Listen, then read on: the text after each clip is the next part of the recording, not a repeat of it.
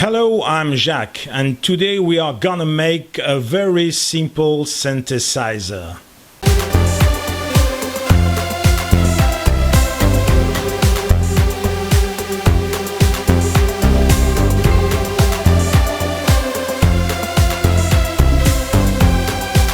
So the goal today is to make a very simple synthesizer that anyone can do, even beginners in electronics, with few components, and these components will be very cheap and very available, and you can find them anywhere. This seems impossible, but impossible is not French. We're gonna leave this video under the patronage of Francis Bacon, the father of all inventors, and Suzanne Chani, the mother of all synthesizer players. So in order to make this synthesizer, this very simple synthesizer, we're gonna use an oscillator, and the simplest oscillator possible. And once we have done this oscillator, we're gonna put it in the human frequency range from the human ear. And then we're gonna set its frequency with a pot. Of course, there will be no keyboard, but I will tell you later, if you want a keyboard, what you can do. So here's the secret. I will put it on the video later. So it's, as you can see, it's very simple, as I have said. There's only two transistors. These two transistors are a complementary NPN and PNP transistors. You can find them anywhere, any kind, but in the same series. For example, I use BC109 for the NPN and BC179 for PNP, so in the same series, and you can find them very easily. Any kind of pair NPN and PNP transistor will be okay. Then these transistors are put like this. The PNP goes in the NPN and the NPN goes back in the PNP. And in this loop we will put a LED. Any LED will do. For my example I use the white LED, but any LED can do. This LED is going to the plus of the battery. And on the east side, of the transistors, we are gonna put a cap of 1 microfarad, which is very easy to find, between the two emitters of the resistors, and these go to the ground or to the minus of the battery. And then here it's the pot will be used to set the frequency. That goes with the 1K resistor to the plus of the battery, the same plus here and here. Of course you will need a battery clip for a 9-volt battery, and the value of the pot is 47 kilo. So with this very simple setting, we can now play synthesizer. Let's see how. Maintenant je mets la pile. Voilà, on a du son, on réglé la fréquence.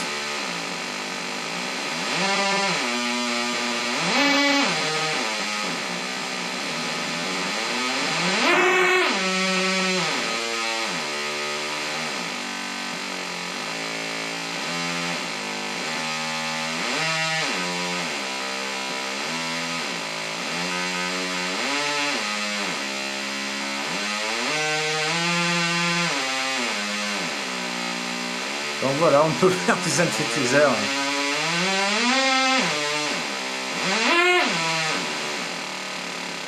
Ça descend très bas.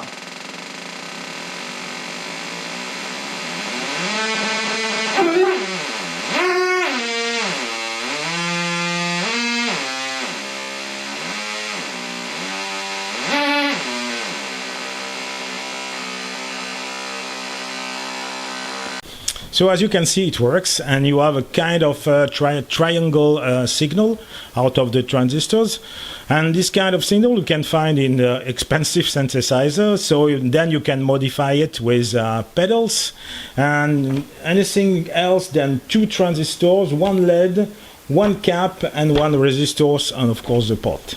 So to play this synthesizer, we use a pot that goes continuously among the frequency. But if you want to make some sort of a keyboard, you can use this thing, which is a rotary commutator, like this. And just with the pot, you select a note, and then measure the resistance of the potentiometer with a ohm meter. And then you can put the same value of resistance on one of the leads of this commutator. So at the end you will have several chosen notes that you can play with, like some sort of a keyboard. Even with this simple circuit, we have a bonus. A bonus we can play, as you can see in this next video. Vous allez voir qu'en touchant un des transistors, on a une modification du son.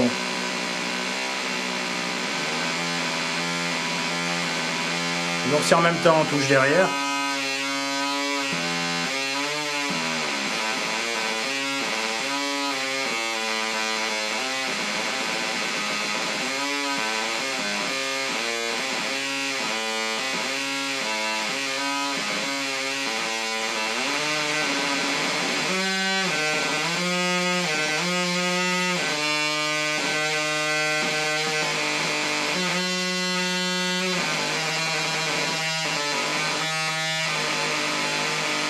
donc on a presque 4 sons. Et on peut continuer à modifier la fréquence.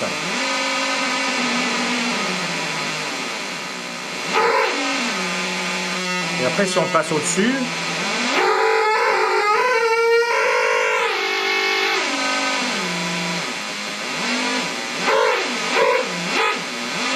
ce qui est assez marrant, c'est que ça éclaire la LED de plus en plus.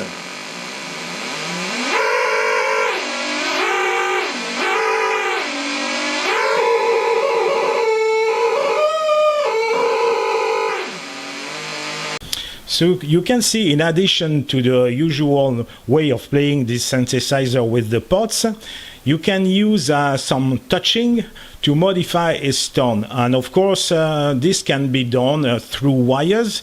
Then you have solder on the circuit, and then put some copper disc on these wires to make an instrument. So it's already a very nice instrument, I think, for the few hours, a few minutes of work on it, and very cheap components it uses. So it's an analog synthesizer, that's for sure, but it's also monophonic. So the idea is to double it to make a duophonic synth. So you can use the second or the first one to make a permanent bass. In English, I don't know the name, but in French it's called bourdon. So you can make the bourdon with one and then play the other. For example, set the first one on a note and then play the other one to make a melody. But doing this, I found a very strange thing. And we're gonna see this thing just now. Voilà, et donc si on modifie la fréquence du premier,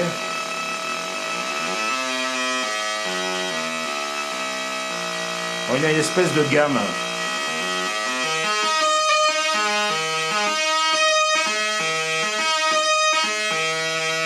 On va modifier le deuxième.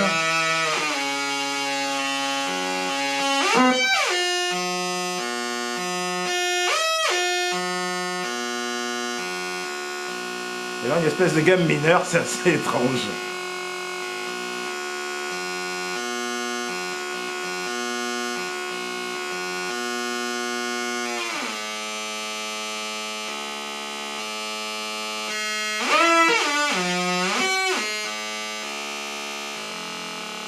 Donc quand on reste dans le domaine où la diode s'éclaire moins,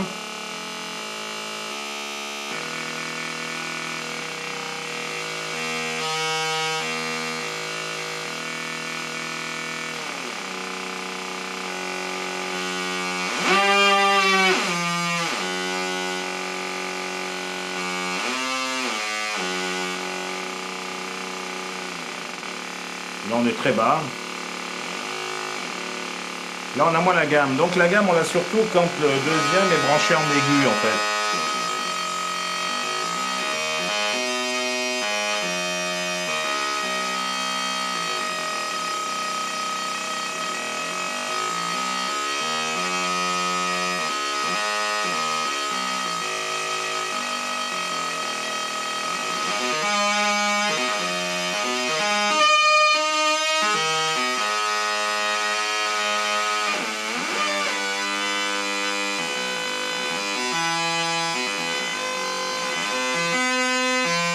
Je m'attendais pas à ce résultat, c'est assez marrant.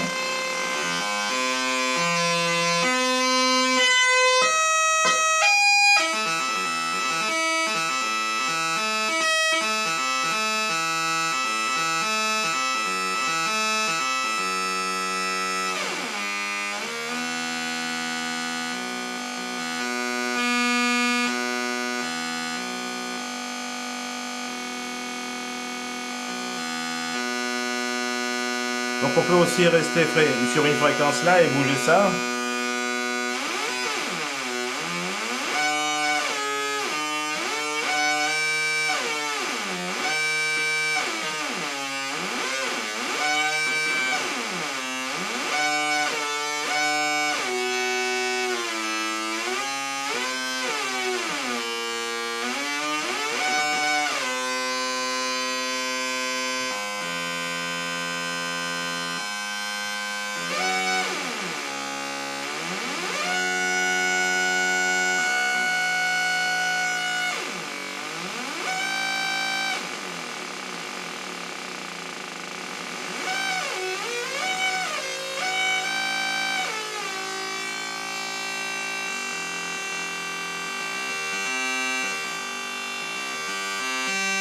C'est étrange cette gamme mineure quand même.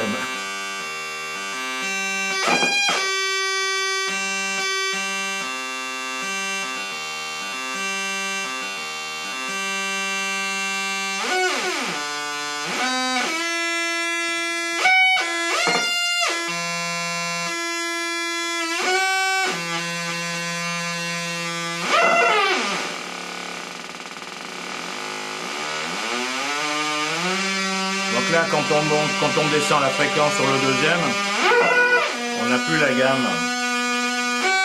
Mais pour la montée en fait.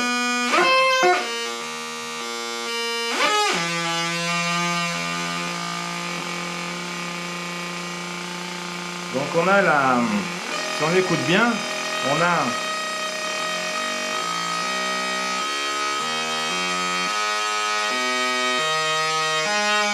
C'est incroyable, une gamme mineure quoi.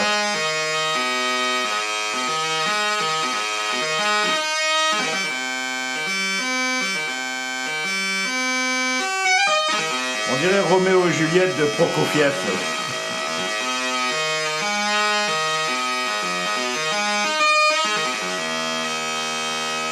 Vraiment très étrange. Momentané. Donc là, on n'a que le premier, puisque l'interrupteur n'est pas enclenché. Et là, je peux régler les fréquences de manière continue. Mais si j'enclenche le deuxième,